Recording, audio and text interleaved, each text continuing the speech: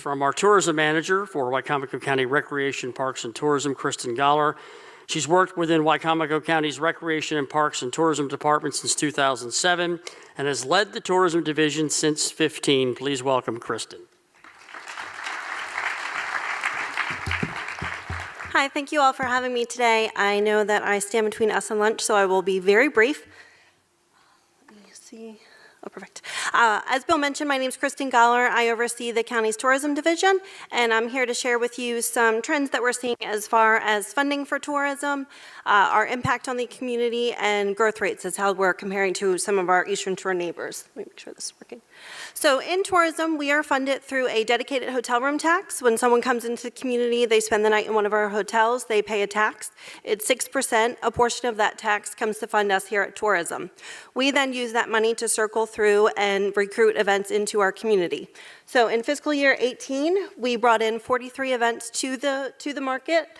Those events generated 42,000 hotel room nights and an economic impact of just over $59 million. And over the last 5 years, our impact has grown. You can see in fiscal year 14, we were at 41 million, and last year we were at 59.2. So how do we get those events to our market? John touched on some of this during his presentation, but the number one thing that we see that event organizers are interested in is our location. We are primarily located, easy driving distance from major metro areas. We are neighbors with Ocean City, you can't really beat that. And we also have some great assets, our parks facility and the Wicomico Youth and Civic Center, which I'll touch on briefly. Our Keystone Park is the Henry Parker Athletic Complex. If you're driving north on 13, if you turn left by Lowe's, it's right down there. I suggest you take a look at it if you haven't seen it lately. We've just expanded it from a 5 ball field facility to 8 fields. 4 of those fields are now turf. This has been huge as far as our event recruitment tactics because we're pretty strong in this area. We have a pretty large softball event during the summer, but it's allowed us to break into the baseball territory as well. So been really exciting to see that grow over the last couple of years. Also, some improvements have been made inside the Wicomico Youth and Civic Center. So if you're driving by, it still looks the same on the outside. I encourage you to stop in.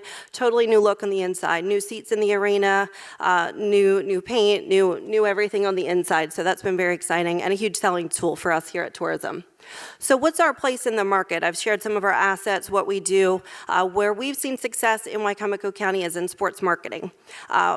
Of those 43 events that we hosted last year, 88% of them were in sports marketing. So that's baseball, softball, wrestling. We've hosted Quidditch in the past, so both your mainstream and some of your niche sports as well.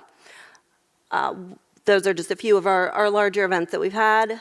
And a few pictures. Most of those events are either outdoor or indoor at the Wicomico Youth and Civic Center. So from those events and other tourism ventures in the county, Wicomico County saw over 900,000 visitors in calendar year 2017. Those visitors spent about $200 million in our local community, and they contributed about $53.6 million to the state tax.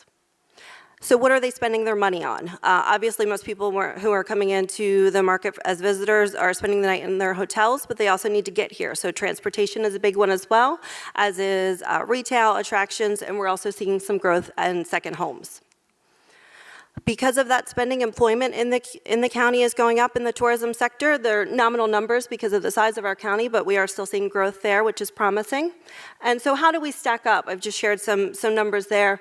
The Wicomico County is the blue bar there, as you can see, and we are staying on par or ahead of growth compared to our neighbors in Ocean City, Worcester, Dorchester, and the state of Maryland as well.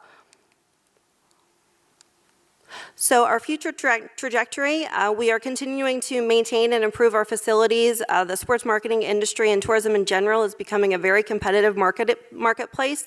If we don't keep our amenities up to par, other locations are vying for the events that we are bringing into our market. So it's very important that we're staying strong there. We're working hard to retain, expand, and bring new events to the community. We do that through partnerships with our neighbors, as well as the state of Maryland and event organizers. We also, like I mentioned, maintain and modernize our facilities. We are implementing aggressive sales tactics. Our sales team is traveling a lot more. We're being a lot more aggressive when it comes to event organizer and event recruitment. And we're also working to diversify. I mentioned 88% of our book of business is in sports marketing, and we recognize that that's a little imbalanced. So we're working to grow some of the other arms of our tourism industry as well.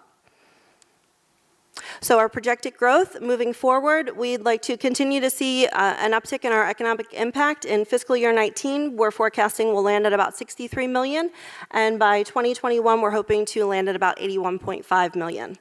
So thank you all. I hope you enjoy your lunch.